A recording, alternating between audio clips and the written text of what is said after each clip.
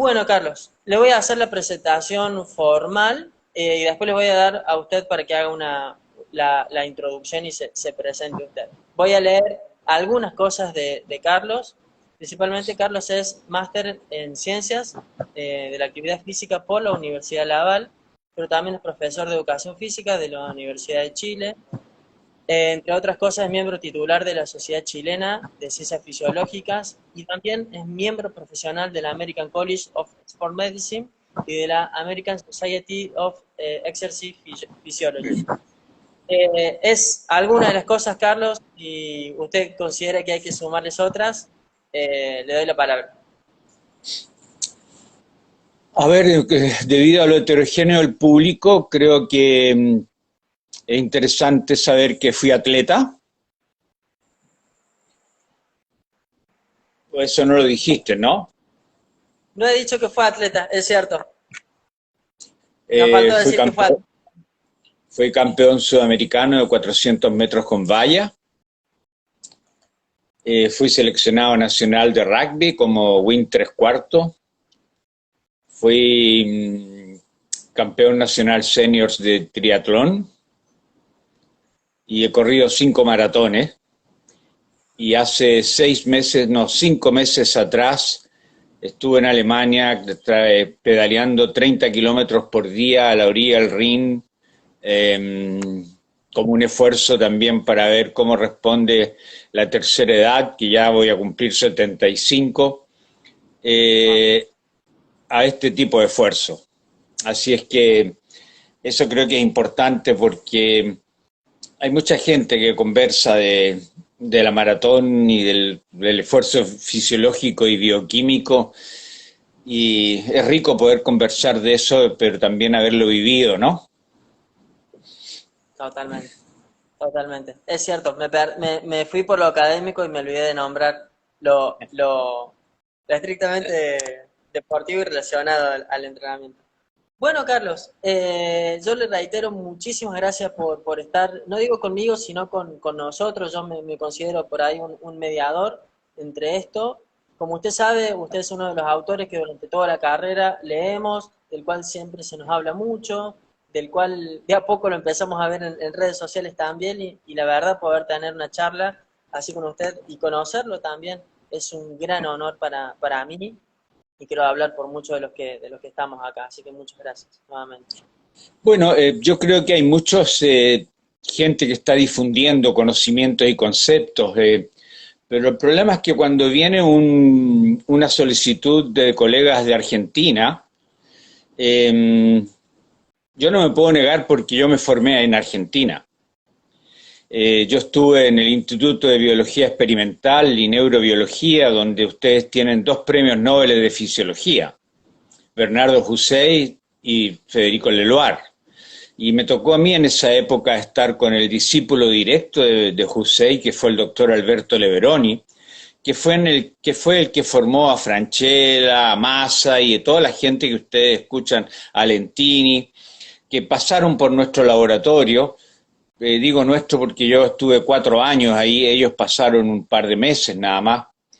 Y, y bueno, y para mí fue muy importante eso porque de ahí decidí, aparte de la educación física, tomar ciencias biológicas, y desde ahí tomé la fisiología ya como un ramo de base, y de ahí ya partí a 11 países a perfeccionarme, y trabajé en 23 laboratorios, observando en laboratorio distintas proteínas que se iban descubriendo y que se iban conociendo este fenómeno causa y efecto, porque nosotros muchos decimos, compramos este champú porque no se cae el cabello, pero nadie se pregunta cuáles son los mecanismos por los cuales este champú permite que no se te caiga el cabello.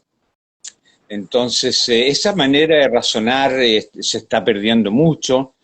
Ustedes tienen un mar de información, pero desgraciadamente se está privilegiando la información y está careciendo la formación. Entonces, indudablemente que con esta vorágine de información, sin el poder de raciocinio, sin el poder de reflexión, sin el poder de integración de un fenómeno, porque tú cuando dices, bueno, son 100 metros y fueron 9 segundos, pero si uno supiera lo que pasa en esos 9 segundos, uno puede escribir un libro de lo que pasa en 9 segundos. Entonces, aquí hay dos posibilidades y dos formas de verlo, y que lo vi anoche con el grupo de estudio que tengo formado y que los invito a participar en ese grupo de estudio que se junta todos los meses. Aquí hay dos posibilidades, o sea, o te formas y te orientas en ser un profesional que motive y que es muy válido, y que entretenga y recree, lo que también es muy válido, o te dedicas a satisfacer tu curiosidad intelectual. Porque las dos cosas es complicado. Entonces, ¿qué es lo que hace el fisiólogo en este momento? Que en estos momentos ya hay varios países que están formando fisiólogo del ejercicio como carrera. El fisiólogo lo que hace es transferir el conocimiento del laboratorio al campo, a la persona que lo pone en práctica. Y creo que de ese intermediario, que es lo que está faltando en nuestro éxito profesional, por el cual somos bastante responsables de las enfermedades crónicas modernas que tiene la sociedad, porque la investigación científica nos entrega datos que niños que salen del colegio en buena condición física se enferman menos a los 60 años que los niños que salen con mala condición física. Y esos niños los tenemos nosotros. Y no tenemos argumentos sólidos para convencer al profesor de biología, matemática, física, química, al inspector, al director y al ministro de la importancia que esto tiene. ¿Y qué vamos a esperar? Tenemos que esperar que la medicina, en su malla curricular en pregrado, así como estudian histología, fisiología, fisiopatología, debieran de estudiar fisiología del ejercicio, porque indudablemente es un fármaco, hay que dosificarlo. Con el rol endocrino que tiene el tejido muscular hoy en día, tenemos que conocer mucho más de la fisiología y al mismo tiempo poder prescribir algo que antenoche estuve con los decanos de la Universidad de Medicina en el sur de Chile, en el que dele con que el ejercicio previene. Es que el ejercicio no solo previene, el ejercicio revierte 35 enfermedades crónicas modernas en estos momentos. Entonces hay que tener mucho cuidado con eso, y es por eso que uno todavía está vigente, porque está transmitiendo ese mensaje con el objeto de que la sociedad o algún político, algún periodista o algún canal de televisión, en vez de mostrar ciertas partes del cuerpo, muestran cómo funcionan, ¿no? Así es, Carlos. Por eso la idea de utilizar, yo creo que por ahí las cosas no son buenas o malas de por sí, sino muchas veces el uso que les damos.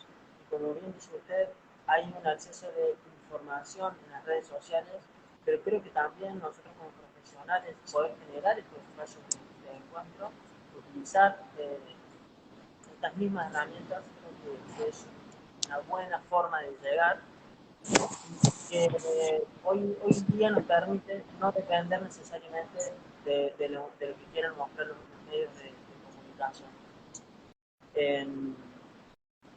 Por eso que trato de hacer la mayor cantidad de estas entrevistas que puedo. Carlos, ¿quiere contarnos un poco sobre este grupo de estudio y sobre las formaciones que está llevando adelante usted actualmente? Bueno, una de las cosas que hoy día el problema está de que nosotros estamos adquiriendo un mar de conocimientos, pero con 1 metro de profundidad. Entonces, simplemente estamos hablando de todo, conocemos mucho y sabemos muy poco. Y lo que me gatilló a mí esta posibilidad o este afán de seguir divulgando es que ya en el mundo hay varias escuelas que se llaman Escuela de Ejercicio y Nutrición. Claro, Sale un especialista en ejercicio y nutrición. Y ese ramo de ejercicio y nutrición debiera ser el que se le debiera impartir a los niños de 14 o 15 o 16 años en el colegio. Porque nuestro genoma está formado por ejercicio y nutrición. Nuestro genoma está formado gracias al cansancio y a la fatiga, al frío y al hambre.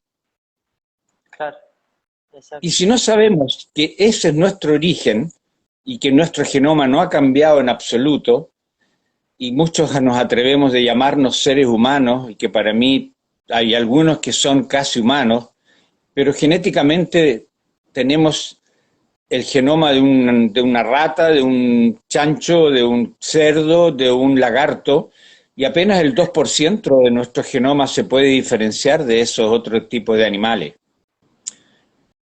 Entonces, indudablemente que ahí tenemos un problema bastante serio de que la tecnología y la acomodación de la civilización y el progreso de la civilización ha permitido un fenómeno muy especial en nosotros, que es el aumento y la sobredimensión de la autoestima.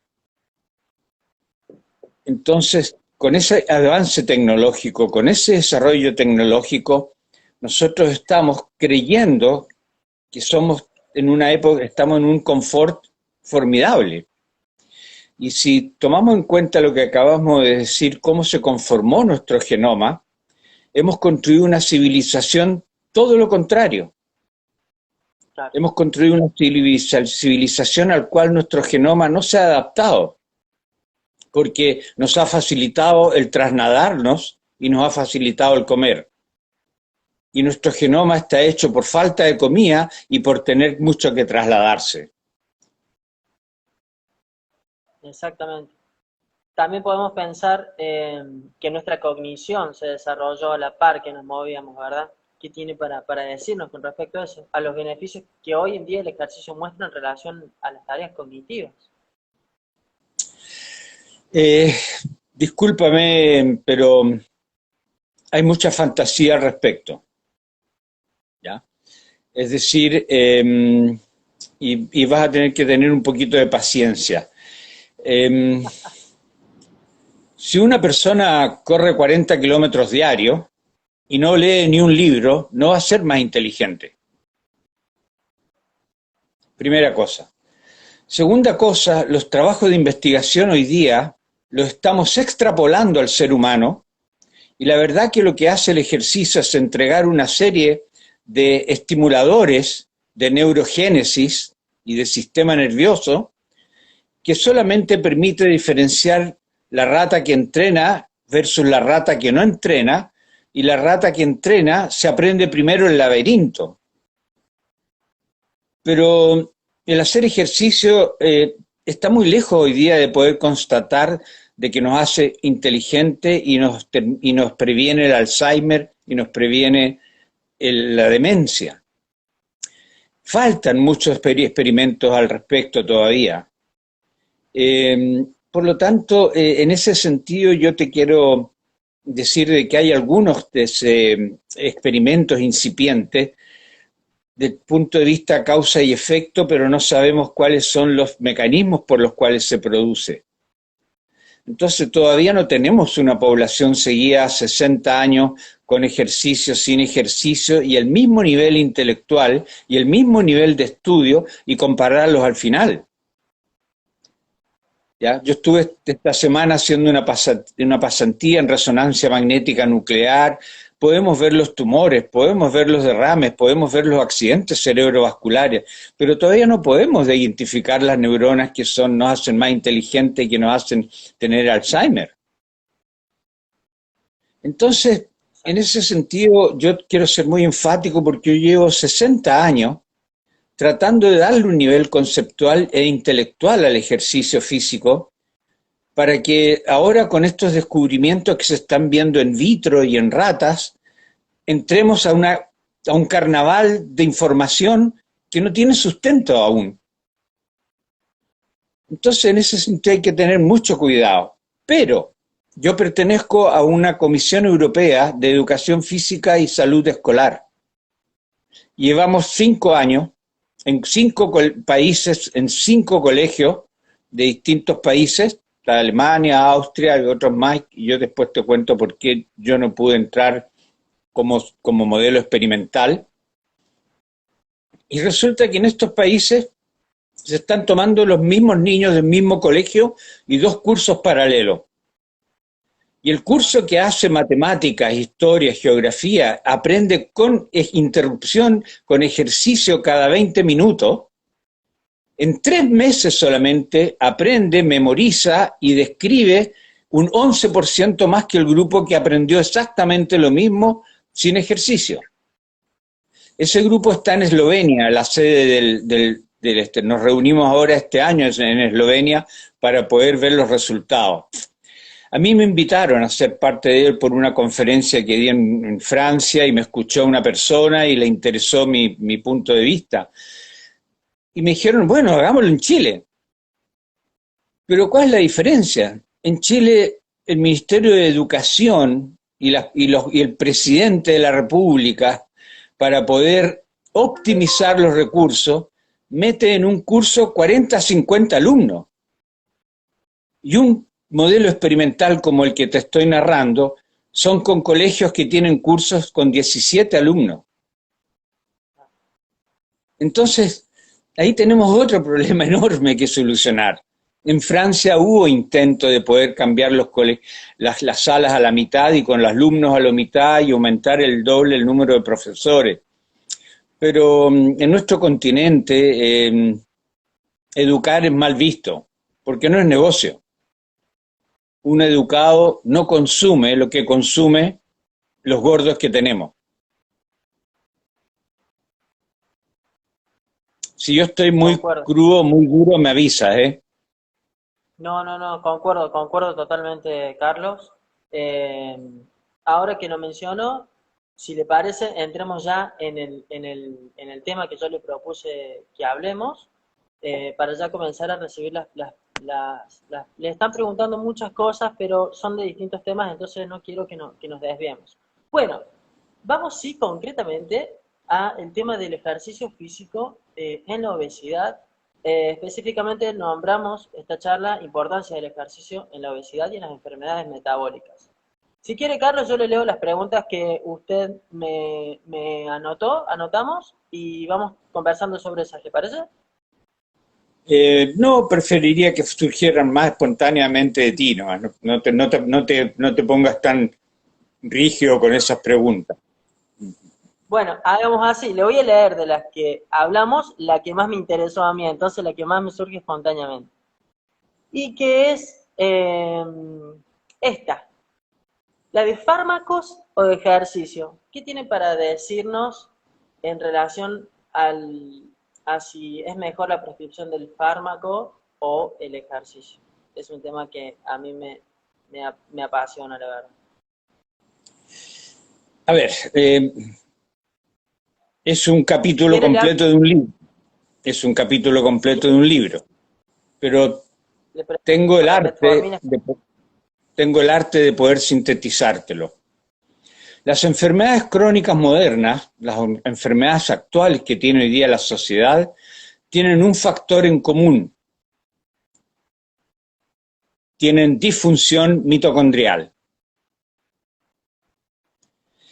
La enfermedad que tú quieras, hipertensión, hipertrigliceridemia, insulinoresistencia, diabetes, todas al final tienen un factor en común, directa o indirectamente, están relacionadas con disfunción mitocondrial. Entonces, si nosotros estamos enfermándonos por las mitocondrias, lo que tenemos que hacer es mejorarlas, porque sabemos fisiopatológicamente que dependen de ella. O sea, si hay un diabético, ese diabético tiene problemas de secreción de insulina. Si tiene poca insulina y tiene insulinoresistencia, tiene poca llegada a los transportadores de azúcar dentro de la célula. Esa llegada son por a través de cascadas de señales, que hay varias proteínas, para llegar a los transportadores, los famosos GLUT4. ¿Y qué es lo que tiene ese sujeto que tiene diabetes? Tiene grasa intramiocelular, está dentro del músculo. Y esa grasa interrumpe la cascada de señales de insulina para poder llegar a los transportadores y mandarlos a la membrana para que tome el azúcar. Entonces, ¿qué es lo que está ocurriendo? ¿Y por qué se acumula grasa en el músculo? Porque hay una disfunción mitocondrial. Disfunción provocada por algún elemento extraño, que ya lo vamos a ver cuál es. Entonces, lo que nosotros tenemos que hacer es mejorar las mitocondrias. ¿Ya? Metformina, es que ahí entra otro nivel de AMPK y otras cosas más, que es lo que hace. Metformina no mejora las mitocondrias. Metformina lo que hace es reducir la salida de azúcar del hígado, frenando la actividad de una proteína de reguladora del metabolismo, que es AMPK. Entonces, ¿qué es lo que ocurre? Pero no mejora la mitocondria. Las estatinas y las otras tampoco mejoran la mitocondria. E incluso las enferman. A los 6 meses de estar tomándolas, los enferman. Entonces, ¿qué es lo que pasa? La industria farmacéutica está aterrorizada y no nos deja entrar a los congresos de medicina. A los fisiólogos no nos dejan entrar. Yo he sufrido muchas veces la exclusión de los congresos. ¿Por qué? Porque hay un solo fármaco que efectivamente le hace bien a las mitocondrias, las aumenta de tamaño y las aumenta de número. Y es el ejercicio. Y el ejercicio no requiere de hospital, clínicas, consultas médicas, fármacos. Es muy barato para el sistema. Entonces, ¿qué es lo que ocurre? Que nosotros los educadores físicos debiéramos salir convencidos de que para hacer ejercicio y salud, lo que nosotros hacemos es mejorar la función mitocondrial. O si no, nuestro ejercicio no sirve. Y para eso se requieren dosis, para eso se requieren intensidades, para eso se requieren diagnósticos. Entonces, la industria farmacéutica en este momento está vuelta loca tratando de hacer fármacos que aumenten la actividad mitocondrial. Y la actividad mitocondrial solamente aumenta cuando tú le pides requerimientos de adenosín trifosfato. Y eso lo hace el músculo. Y por eso la enfermedad más grave que la obesidad, más grave que la diabetes hoy día, se llama sarcopenia, que es la pérdida de la función del músculo, entre las cuales está la pérdida de la función mitocondrial. ¿Se entiende? Totalmente. Clarísimo, clarísimo, Carlos. Clarísimo, Carlos. A ver, le voy a leer entonces preguntas que vayan surgiendo. Bueno, Mati Serrano, la evidencia aún es muy pobre en relación a las ejercinas.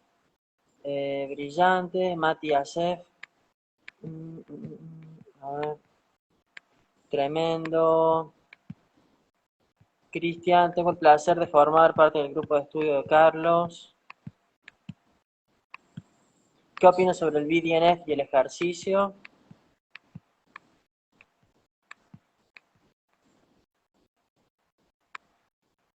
Me parece que nos vamos un poco de tema, pero si quiere entrar en esa temática, BDNF y ejercicio. ¿Qué cosa? Sobre las neurotrofinas y el ejercicio, preguntan. Como te digo, es en pañales.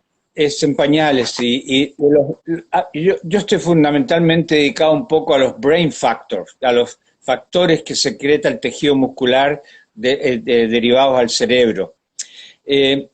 Aquí hay dos cosas bien interesantes también que quisiera aportar. Tenemos que tener cuidado para poder meternos dentro de la salud, no manejar con enfermos o con pacientes o con sedentarios que son enfermos, nomenclatura correspondiente al entrenador. ¿Me entiende? Eso es una cosa, porque si no los médicos no nos van a entender cuando nosotros preguntemos por alguna prescripción. Si tú le dices a un médico, ¿qué hago? ¿Hago pliometría excéntrica con 3 minutos de descanso intervalado y funcional? Perdemos la comunicación. Pero si tú hablas de un entrenamiento o de un sistema de ejercicio que produzca energía extramitocondrial o intramitocondrial, ya sabemos que es azúcar o grasa.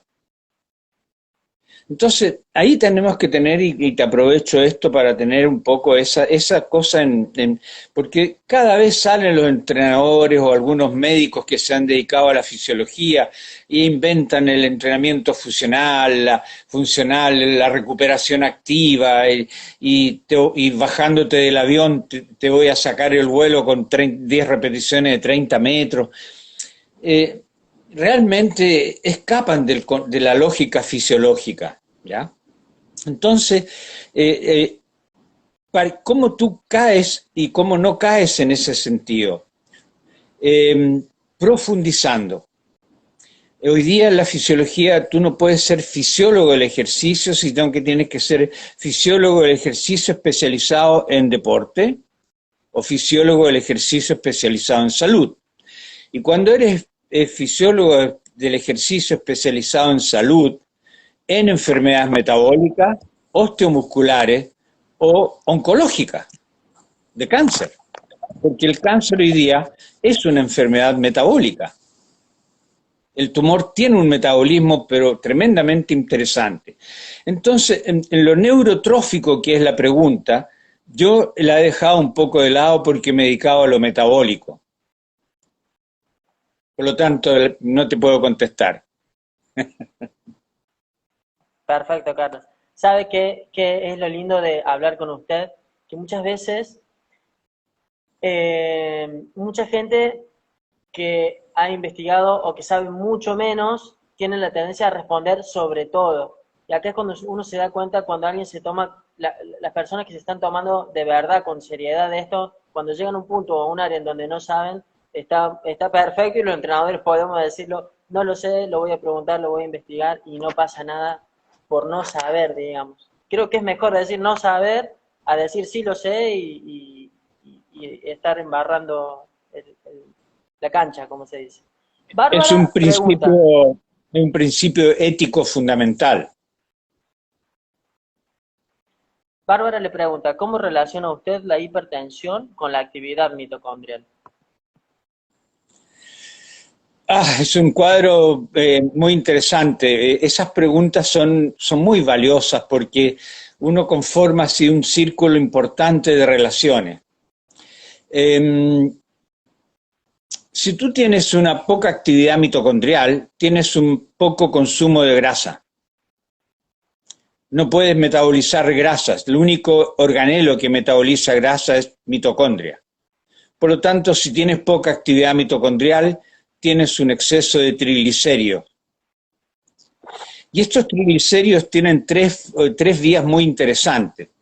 La primera es que cuando tú consumes mucho azúcar y tienes una sarcopenia en los cuales hay depósitos de glucógeno muy pequeño, no entra el azúcar a la sangre, al músculo, perdón, y vuelve al hígado.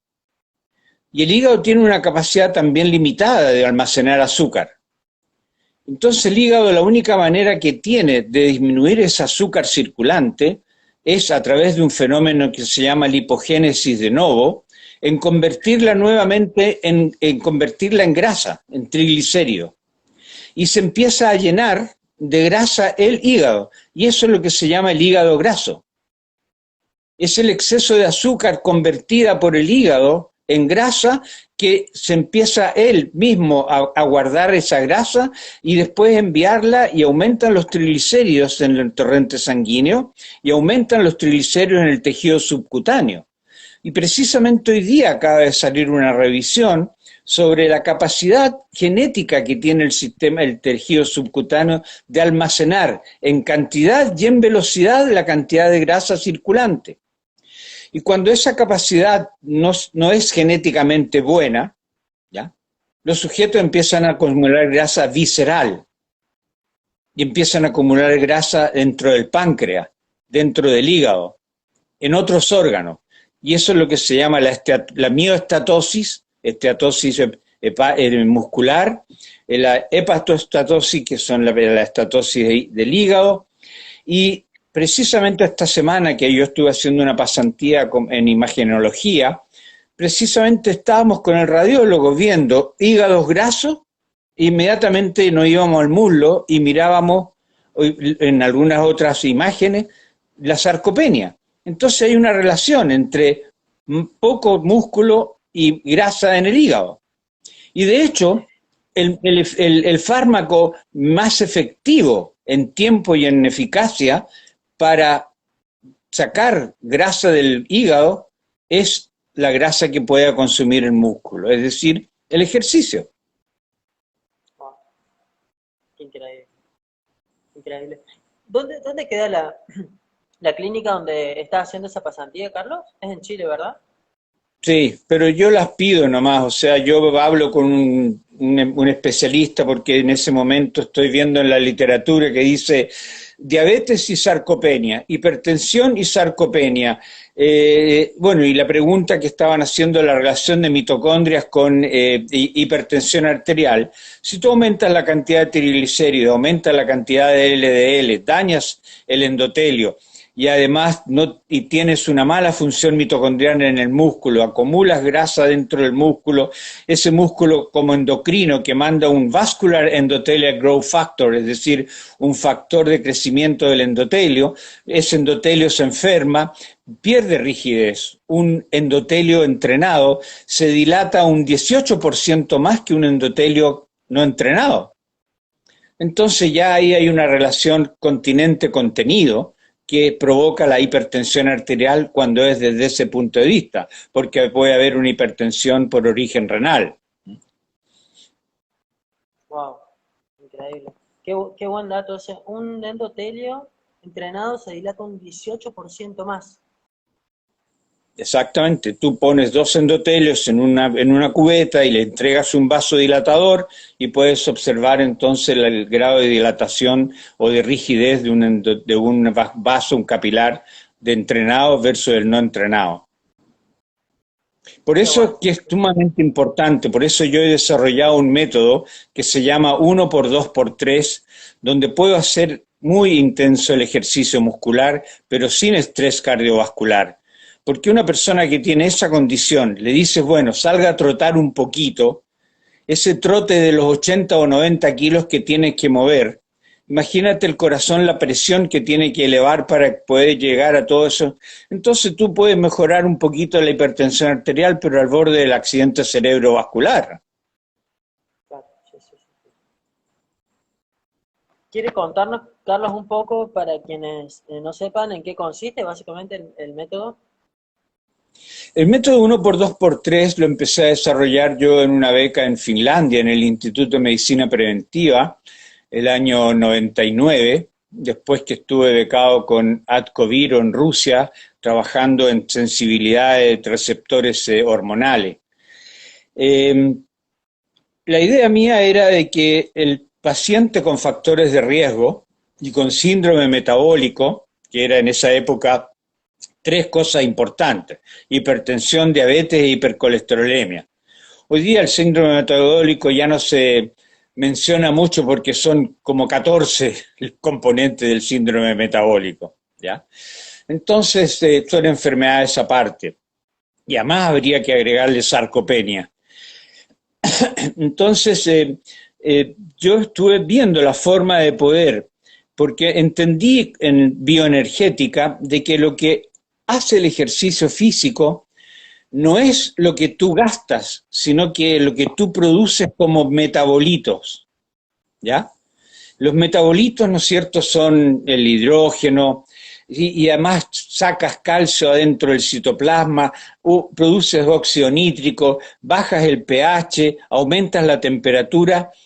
Esas cosas, y por eso el HIIT tiene éxito, porque el HIIT ante el trote provoca un desajuste intracelular muy importante. Entonces a mí lo que me interesaba era intoxicar el músculo. porque en esas 48 horas después de haber hecho el ejercicio, esa intoxicación y el trabajo de recuperación, que es una desintoxicación y reparación de proteínas funcionales y proteínas estructurales, es lo que hace que uno se tenga mejor condición física. Pero para eso uno decía, bueno, tienes que correr más fuerte. Tienes que correr 200 metros anaeróbicamente. Entonces yo fui retomando músculo por músculo y sumándome a varias con biopsias musculares. En mi época trabajé mucho en Canadá, que estuve 6 años becado con Claude Bouchard, que fue un presidente de las sociedades internacionales de obesidad, y podíamos ir observando de que el trabajo localizado de un músculo sufría cambios histoquímicos tremendamente importantes que favorecían la salud y la salud del tejido y además de todo el sistema, el sistema. Entonces dije, bueno, ¿por qué siempre nosotros hacemos 3 series de 10? Siendo que de 10 en bioenergética utilizamos fosfocreatina, ATP almacenado y un poco de glicógeno. Y pude encontrar entonces que después de los 40 segundos uno podía consumir los triglicéridos intramiocelulares. No eso que nos enseñaron de que a los 40 minutos empezamos a gastar grasa. No, por músculos aislados, entrenados para mejorar ese músculo, puedes llegar a una fatiga importante, a una intoxicación importante y a una producción de lactato muy importante que te va a beneficiar mejorar el tejido muscular sin tener que aumentar la frecuencia cardíaca. Entonces, ¿y ahora qué es lo que pasa? ¿Qué estamos descubriendo? De que el lactato es una mioquina. Ya no es ese subproducto que nosotros tenemos que controlar para ver si estás mal o estás bien entrenado. Teóricamente nosotros debiéramos inyectarnos todos los días un poco de lactato porque es un gatillador de un montón de reparaciones a nivel neuronal, a nivel del cerebro y a nivel de muchos otros órganos. El ejercicio físico es bueno porque aumenta la actividad mitocondrial y porque produce lactato. Entonces, es muy complicado. Es increíble, fascinante todo lo que nos cuenta Carlos. Muchas gracias. Más preguntas, Carlos. Una alumna pregunta, sarcopenia, ¿en qué caso se da y cómo se detecta? Bueno, el sarcopenia es la pelea bastante importante que yo tengo en estos momentos con los geriatras y los gerontólogos, porque ellos simplemente miden la circunferencia del muslo. Y si tú tienes un muslo flaquito, eres sarcopénico. Bueno, pero entonces vámonos a la ecografía o a la tomografía computarizada y podemos ver la imagen, que ese músculo está más chico. Ah, es que este músculo está muy chico, es sarcopénico. Pero díganme ustedes, ¿de qué porte son los músculos de los keniatas? Son chiquistísimos. Entonces, en estos momentos yo me encuentro en una lucha en los congresos y en las conferencias en que a mí en una primera etapa no me importa la cantidad de músculo, me importa la función del músculo. ¿Te das cuenta? Después lo hipertrofio. Entonces yo, con muchas personas que nos dedicamos a la difusión científica, dice, hay que entrenar fuerza y hay que hipertrofiar el músculo. Pero eso es una segunda etapa. La primera etapa es primero irrigarlo. Por eso yo estoy hablando del ejercicio hoy día como medicina regenerativa, porque estamos regenerando vasos y capilares que se han perdido, mitocondrias disfuncionales, depósitos de glicógeno y un montón de otras enzimas mitocondriales que están ahí prácticamente por un problema de mala función de los fenómenos de autofagia. La autofagia es lo que toma y detecta esas proteínas malas y limpia el músculo, limpia cualquier órgano. Y esa autofagia es sumamente importante para tener una célula o un grupo de células sanas. Y con el sedentarismo, ese fenómeno de autofagia, que podríamos llamarlo de limpieza de los tejidos, periódicamente, también se entorpece. Entonces, ¿qué es lo que pasa? Hay señores que se están dedicando a medir la sarcopenia por un índice entre peso, altura y una serie de otros factores, que eso iría por una etapa secundaria, pero yo no saco nada con tener un músculo grande, ¿ya? Porque el sujeto nació con una capacidad anabólica genéticamente importante, y no saco nada con que se me pueda hacer con 20 kilos una extensión de piernas 10 a 12 veces, siendo que un músculo normal la puede hacer 50 o 40 veces. Y a mí me interesa eso, un músculo que aumente la capacidad de trabajo. Mi primera publicación en la revista del American College of Sport Medicine el año 92 fue sobre aumento de la capacidad física del músculo extensor de rodillas durante el desarrollo y el crecimiento. ¿Por qué? Porque estaba viendo cómo en los niños, a medida que crecían, aumentaba el tamaño del músculo, pero la capacidad física de trabajo no aumentaba. Claro, no aumentaba. Wow. ¿Se pueden encontrar en PubMed las investigaciones que hizo usted, Carlos? Yo creo que sí, pero no salen mucho. El mejor es mi página, saavedracarlos.com. Ah, ¿están subidas ahí también? Sí. Ah, wow, perfecto. Bueno, más preguntas, Carlos. Bueno, Pélaez Mangeles. eh, ¿Cómo saber en qué estado están nuestras mitocondrias? Bueno, ahí esa es otra experiencia que también hice una pasantía en cardiología, en test de electrocardiogramas de esfuerzo, ¿ya? Entonces, ¿qué hacen los cardiólogos? Miden que si el trazado eléctrico está, perdón, si el trazado eléctrico está conforme o normal. Pero ese trazado eléctrico lo van viendo si esa persona en un test incremental, ¿no es cierto? Es decir, que va aumentando el grado de inclinación de la correa sin fin, va aumentando el grado de inclinación y tú dices basta, paren, ¿ya?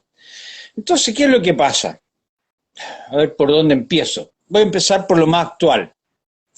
Se tomaron 1.800 electrocardiogramas de esfuerzo 2 años antes del COVID. ¿De acuerdo? Bien. Y se tomaron 900 de gente que tenía y que duraba en el electrocardiograma de esfuerzo más de 11 minutos versus los que duraban menos de 10 minutos. Y todos esos tuvieron COVID. Los que duraban 13 minutos, el 20% de ellos cayó en la unidad de tratamiento intensivo. Los que tenían menos de 11 minutos de duración en el electrocardiograma de esfuerzo, el 80% fue a tratamiento intensivo. Entonces, qué lindo habría sido que la cardiología y los cardiólogos, además de ver el corazón, vieran la capacidad física del individuo para poder saber cuál es su pronóstico. Y te agrego otro dato aparte. Las personas que tienen más de 13 minutos en el electrocardiograma de esfuerzo, cuando tú los vacunas, al cabo de 2 semanas, tienen un 300% más de anticuerpo que los del electrocardiograma que no llegan a los 9 minutos. Wow, Por lo tanto, increíble. la buena capacidad física te aumenta en un triple los anticuerpos al COVID que los que tienen mala capacidad física. Entonces a mí no me digan de que el ministro de Educación y el de Salud de ustedes y el nuestro son estúpidos. No, para mí son corruptos. Son corruptos porque esto es una maldad lo que están haciendo. Porque esto se sabe, esto se publica, esto no está oculto. Pero la industria alimenticia no deja, porque tienen que enfermarlos, para que la industria farmacéutica venda su remedio. Entonces, es muy triste llegar a esta edad y encontrarse con esa realidad y ver tantos jóvenes como tú que tienen toda esta ilusión y toda esta esperanza y que chocan en una pared de corruptos, porque ya no son ignorantes ni son estúpidos. Entonces, Sí, para hoy, mí hoy es muy serio ese problema. hablar de, hoy no Entonces, se puede hablar de claro, desconocimiento de las cosas, ¿sí? Entonces, ¿qué es lo que te puedo decir yo para contestar la pregunta? Un simple test de 6 minutos en un cicloergómetro o un test de flexiones de pierna y que estudiar la velocidad de adaptación, la velocidad de tolerancia y la velocidad de recuperación del ritmo cardíaco te puede dar un pronóstico.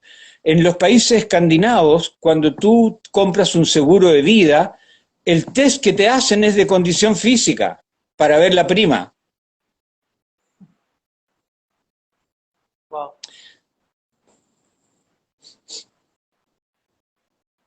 Increíble.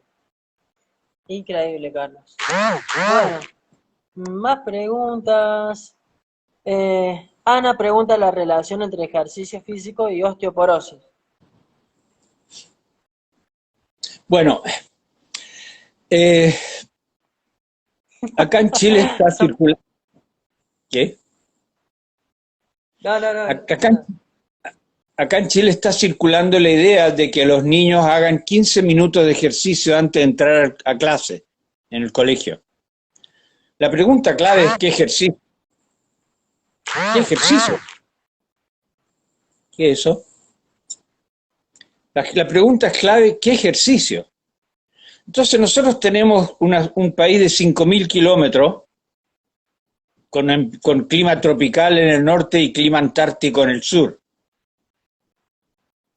Entonces, ¿qué es lo que hago yo en los colegios del Antártico? Digo, los niños pasan mucho tiempo encerrados por el frío, más el computador, voy a hacer una muestra al azar y voy a medirles cuello femoral y voy a ver cuál es la cantidad de mineral óseos que tienen o la densitometría, cuánta densidad mineral ósea tiene.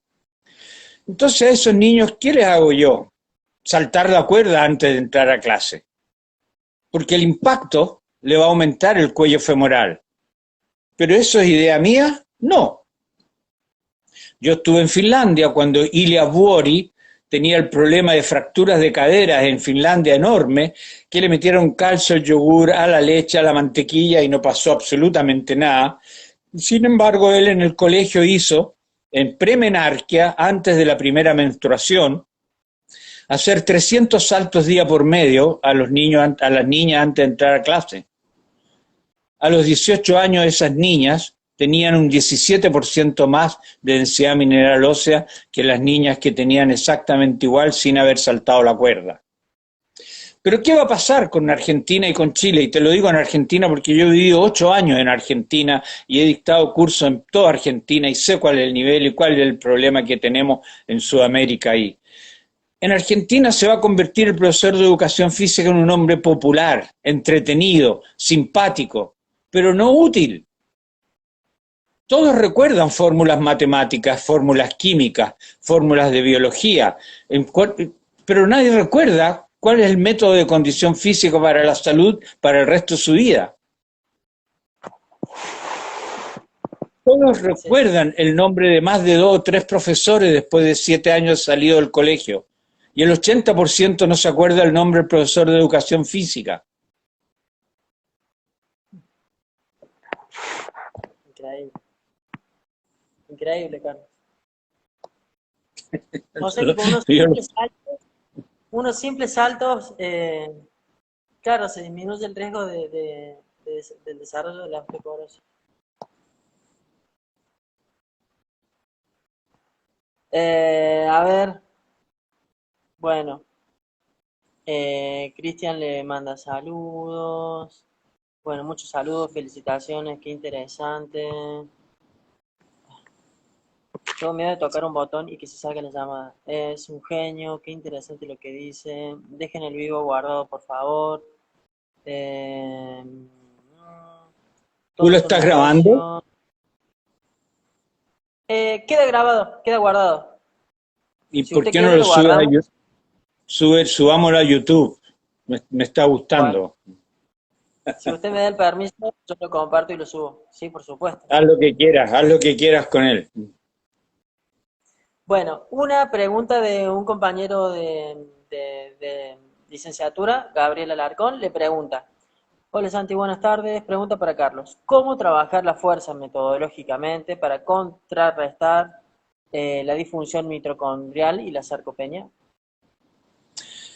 Eh, si tú defines a sarcopenia como pérdida de masa muscular, ya estás cayendo en un error en aplicar una metodología. Sarcopenia es pérdida, es insulinoresistencia. No te olvides que el 80% de los hidratos de carbono que tú consumes se debieran de guardar en el músculo. Y si tú no los guardas y eres insulinoresistente, sarcopenia es insulino resistente, es un músculo insulino resistente. Es flexibilidad, es pérdida de la flexibilidad metabólica, es decir, adecuarse a consumir y metabolizar grasa si tienes exceso o a metabolizar azúcar si tienes exceso. Pero el sujeto sedentario come cualquier cosa y el músculo sigue comportándose exactamente igual. ¿De acuerdo? Entonces, la pregunta es de cómo combatir la sarcopenia o la fuerza muscular.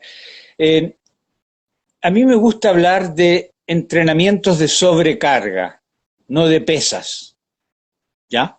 Porque son pacientes, no son atletas. Entrenamiento de sobrecarga y en repeticiones que pueda lograr encontrar la fatiga en un minuto en un grupo determinado de muscular. Tengo el músculo tríceps y le pongo una carga que me lo agote hasta el fallo, como le dicen, en un minuto. El método 1x2x3 que ustedes pueden meterse en Google, en YouTube, ponen 1x2x3 y está descrito por mucha gente y lo están usando en muchos países. Ese es el secreto, hacer una serie con un peso que se te agote en un minuto. Descansas 2 minutos y lo haces de nuevo y descansas 2 minutos y lo haces de nuevo con ese mismo grupo muscular. Por eso se llama 1x2x3. 1 minuto de ejercicio, 2 de descanso, 3 series. ¿Ya? Y de esa forma yo puedo lograr fuerza muscular, pero a mí me interesa no ganar fuerza muscular sin antes haber irrigado el músculo. Cuando tú haces fuerza, es poco las mitocondrias que tú utilizas. Usas simplemente proteínas contráctiles, calcio, actina y miosina, y ATP almacenado y producido por la glicólisis. Entonces, si estamos claros de que mitocondrias y sarcopenia es una enfermedad que se mejora no primero con la fuerza muscular, sino que primero con la capacidad de trabajo de ese músculo, nosotros tenemos que hacer un trabajo de sobrecarga, de capacidad funcional del músculo, para después hablar de fuerza.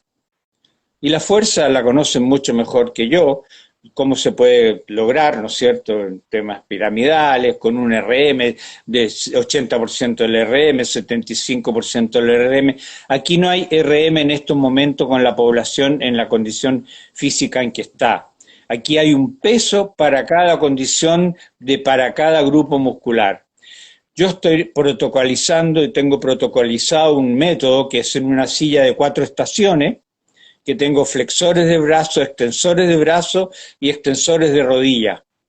Y pongo 25 kilos en los 3 grupos musculares en esa posición. Y me hace muy, muy bien porque es la carga para esos 3 grupos musculares que el ser humano debiera levantar 3 series de 30 al final de 10 sesiones. Con 6 a 8 sesiones, el músculo aumenta en un 100% su capacidad de trabajo. Si tú antes hacías 20 repeticiones, a los 4 entrenamientos vas a hacer 30. Si en la segunda serie hacías 15, vas a hacer 20. Y si en la tercera serie hacías 10, vas a hacer 20. Y al cabo de 10 sesiones vas a hacer 30, 30 y 30. ¿Y sabes qué? Que es lo que a mí me da risa en los congresos médicos cuando le digo y me dicen, bueno, pero ¿cuál es la dosis ideal? Cuando un paciente puede levantar 5 toneladas en una sesión de 20 minutos. Entonces, ¿cómo 5 toneladas? Si tú tienes 25 kilos y lo levantas 30 veces, ya tienes 750 kilos en la primera serie. 3 por 7, 21, en 3 series ya son 2 toneladas 100. En 3 grupos musculares son 6 toneladas. ¿Y qué es lo que yo he podido observar con mujeres perimenopáusicas, gente de tercera edad y gente normal, y gente con metformina, que efectivamente ese sujeto lo que hace es simplemente duplicar su capacidad de trabajo, aumenta la cantidad de número de repeticiones por el peso levantado, ¿ya? Y lograr ese estado que nosotros esperamos. Y de ahí en adelante puede hacer lo que quiera. Wow. Excelente, Carlos, clarísimo, clarísimo la explicación. Bueno, Carlos, hay muchísimas preguntas más, comentarios, felicitaciones, saludos. Yo no quiero pasarme del tiempo que estipulamos por respeto al invitado, entonces nos quedan, bueno, 4 minutos. Quiero dejarles, bueno, ¿Cuánta, agradecerle. cuánta gente está conectada? Ahora hay 48 personas conectadas. Mucha gente y muchas preguntas. Muchas gracias a Bueno, todos los que se han conectado. Sí. yo estoy retirado del mundo, estoy en el sur, en un pueblito en el sur y tengo todo el tiempo libre solo para leer. Mi página, mi web, mi teléfono está en todas partes, así es que encantado en poder tener intercambio. El próximo mes empiezo a dictar un diplomado de 8 meses, de cada 15 días, una clase de 6 horas, que es un diploma en fisiología del ejercicio precisamente. Fisiología del ejercicio, salud y rendimiento humano. Empieza en abril y es por Zoom y me parece que va a ser un gran aporte para la gente que ha tenido poca fisiología. Nuestras escuelas de educación física tienen básquetbol 1, básquetbol 2, básquetbol 3, básquetbol 4, natación 1, voleibol 2, voleibol 3, voleibol 4, y bioquímica y fisiología tienen, por casualidad, la hace algún profesor de otro ramo. Es muy Totalmente, triste. totalmente, Carlos. Y por último, que nos cuente sobre su grupo de estudio, si también se puede ingresar en cualquier momento, si es necesario comenzar a principio de año, cómo estamos Ustedes ahí. se meten a mi Facebook y se meten a mi Instagram y lo van a encontrar, cualquier cosa en Google, estoy siempre ahí. Y los colegas de Argentina tienen un 50% de descuento en nuestros cursos por la condición económica que ustedes están viviendo. Y eso ya lo Perfecto. mantenemos hace un año. Hay una colega en La Plata, Patricia Licardi, que se encarga de las inscripciones de los argentinos y después los transfiere hacia nosotros para poder tener acceso y que nuestros colegas y hermanos no queden un poquito en la orfandad producto de Putines y otros más. Carlos, muchísimas gracias. Nos queda un minuto, así que bueno, vamos a cumplir bien con el tiempo y demás. Bueno, nada, un honor, un placer haber podido charlar con usted y nada más que agradecimientos. Encantado. Yo me encargo de subir esto a YouTube, también a Instagram y le aviso y lo etiqueto cuando esté todo subido. Muchísimas gracias, que anden muy Perfecto. bien, gracias a todos por conectar. Chao a todos, hasta luego.